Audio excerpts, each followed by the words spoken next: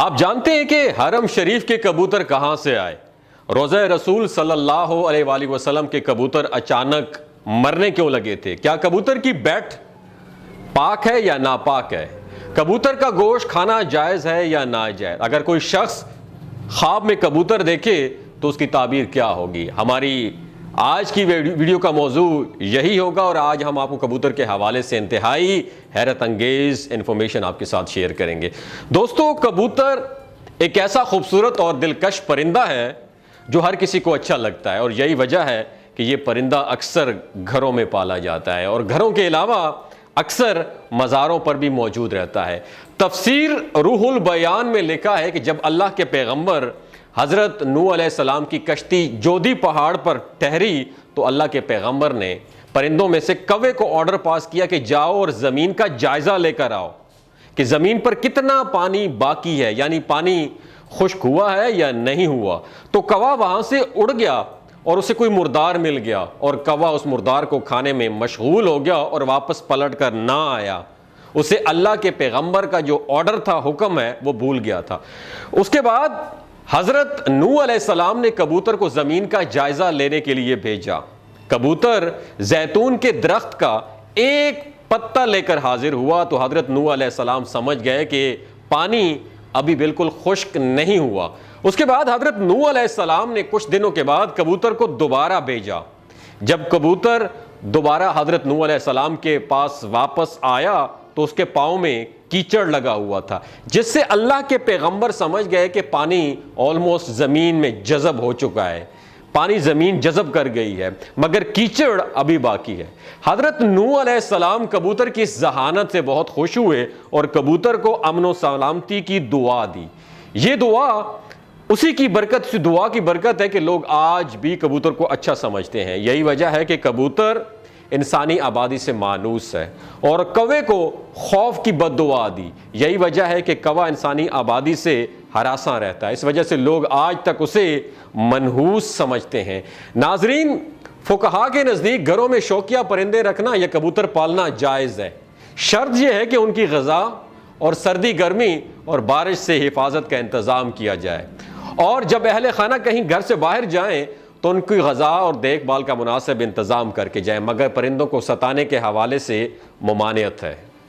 جیسا کہ ابو داؤد میں ہے کہ حضرت عبداللہ ابن مسعود رضی اللہ تعالیٰ عنہ کی روایت کردہ ایک حدیث میں کبوتر کا ذکر موجود ہے کہ ایک کبوتر اللہ کے پیغمبر امام الانبیاء جناب محمد مصطفیٰ صلی اللہ علیہ وآلہ وسلم کے سر انور پر منڈلا رہا تھا اور اپنی زبان سے کمپلین کر رہا، شکایت کر رہا تھا کہ کسی نے اس کے گھونسلے سے انڈے اٹھا لیے ہیں۔ حضور تاجدار ختم نبوت صلی اللہ علیہ وآلہ وسلم نے صحابہ کرام رضوان اللہ تعالی اجمعین میں اعلان کیا کہ کس نے اس کبوتر کے انڈے اٹھائے ہیں۔ ایک صحابی نے انڈا اٹھانا قبول کیا تو انہوں نے حکم دیا کہ وہ گھونسلے میں انڈے واپس رکھ دیے جائیں۔ اس روایت سے معلوم ہوا ہے کہ پرندوں کو ستانا ناجائز ہے، اور پرندوں کو ستانے سے اس لیے روکا گیا ہے کہ پرندوں کی بد دعا لگتی ہے، اور چونکہ کبوتر بھی ان پرندوں میں شامل ہے چونکہ انبیاء کا پسندیدہ رہا، اس لیے اگر کبوتروں کو ستایا جائے تو کبوتر بھی بد دعا دے سکتا ہے، لہٰذا کبوتر کو ستانے سے اجتناب کرنا چاہیے۔ ناظرین، مکہ مکرمہ تو آپ گئے ہوں گے، اگر نہیں گئے تو اللہ تعالیٰ سے دعا ہے اللہ پاک آپ کو عمرہ کی سعادت نصیب فرمائے۔ مکہ مکرمہ میں مسجد حرام کے اطراف بہت سے ثواب کی امید سے کبوتروں کی ایک بڑی تعداد کو گندم ڈالتے ہوئے لوگ نظر آتے ہیں۔ جیسے ہی اس مقدس شہر کی سرزمین پر پاؤں رکھا جائے تو کبوتروں کے جھنڈ لوگوں کے استقبال کرتے ہوئے دکھائی دیتے ہیں۔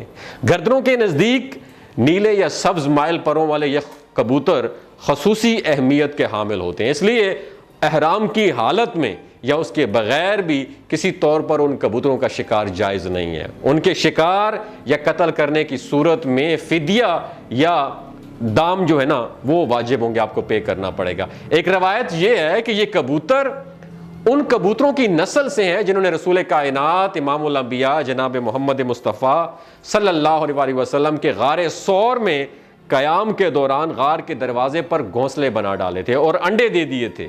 ایک دوسری روایت کے مطابق حرم مکی کے کبوتروں کی نسل کا تعلق ان ابابیل پرندوں سے ہے جو سمندر کی جانب سے آئے تھے، اور انہوں نے اپنے پنجے میں پتھر اور کنکریاں تھام رکھی ہوئی تھیں تاکہ بیت اللہ کو منہدم کرنے کے ارادے سے آنے والے یمن کے بادشاہ، جسے آج کل حبشہ کے بادشاہ، جسے آج کل ایتھوپیا کا پرانا نام حبشہ ہے، حبشہ کے بادشاہ ابراہ الاشرم کو باز رکھا جائے، کیونکہ وہ بیت اللہ کو منہدم کرنے کے نیت سے آیا تھا۔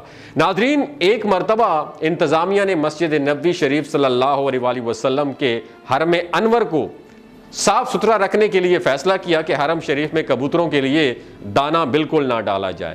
اس طرح کبوتر دانے کی تلاش کے لیے دوسری جگہوں پر ٹرانسفر منتقل ہو جائیں گے۔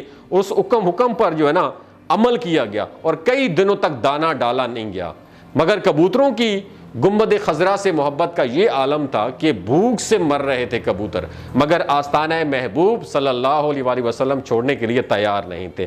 اہل مدینہ نے اپنی آنکھوں سے عشق و محبت بھرا منظر دیکھا، پھر دنیا میں یہ بات شہرت پکڑ گئی کہ لوگوں نے حکومت سے درخواست کی اس کے بعد کہ کبوتروں کو دانہ ڈالنے کی اجازت دی جائے۔ تب حکومت نے پھر حسب سابق کبوتروں کو دانہ ڈالنا شروع کر دیا۔ کبوتروں کی جو بیٹ ہوتی ہے، وہ جو پیشاب کرتے ہیں، وہ پاک ہے، اور چادر کے جس حصے پر لگی ہو صرف اسی حصے کو دھو لیں، باقی چادر دھونے کی ضرورت نہیں، اور اس کا گوشت کھانا بھی جائز اور حلال ہے۔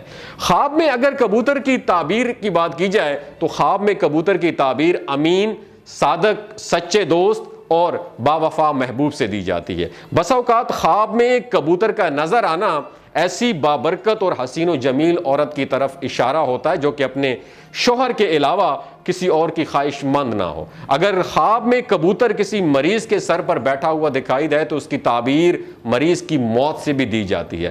اگر کسی نے خواب میں دیکھا کہ وہ کبوتروں کو دانہ ڈال رہا ہے اور کبوتر کو اپنی طرف بلا رہا ہے تو تعبیر یہ ہوگی وہ شخص قوم کی قیادت کرے گا۔ لیکن ایک بات یاد رکھیے گا، یہ فیک قسم کی کبوتر نہیں جو نیچے سے اڑائے جائیں اور ایک لیڈر کے ہاتھ پہ بیٹھ جائیں اور یہ تاثر دینے کی کوشش کی جائے کہ یہ آٹومیٹکلی خواب والی تعبیر ہے۔ نہیں جی، یہ فیک ہے، ڈونگ ہے، ڈرامہ ہے۔ بس اگر کوئی آدمی خواب میں کبوتر اور کوے کو ایک جمع کر لے، یعنی ان کو ایک جگہ دیکھے، کوے اور کبوتر کو، تو تعبیر یہ ہوگی کہ وہ قوم کی قیادت کرے گا، کیونکہ ہر وہ چیز جو خواب میں اسے اپنے غیر جنس کے ساتھ جمع ہو اس کی تعبیر قیادت سے ہوتی ہے، خصوصاً کووں کے سلسلے میں کہ کووں کا شمار فاسقین میں ہوتا ہے۔ خواب میں کبوتر کی آواز کلام باطل کی علامت ہے۔ یہ تمام انفارمیشن جو آپ کے ساتھ شیئر کی، ان تمام انفارمیشن میں کوئی ایک چیز جو آپ کو اچھی لگی ہو نیچے کمنٹ سیکشن میں ضرور بتائیے گا کہ کووں کے بارے میں کیا احکامات ہیں اور کبوتروں کے بارے میں کیا احکامات ہیں۔ اپنا اور اپنے ساتھ جڑے رشتوں کا خیال رکھیے گا۔ اللہ حافظ۔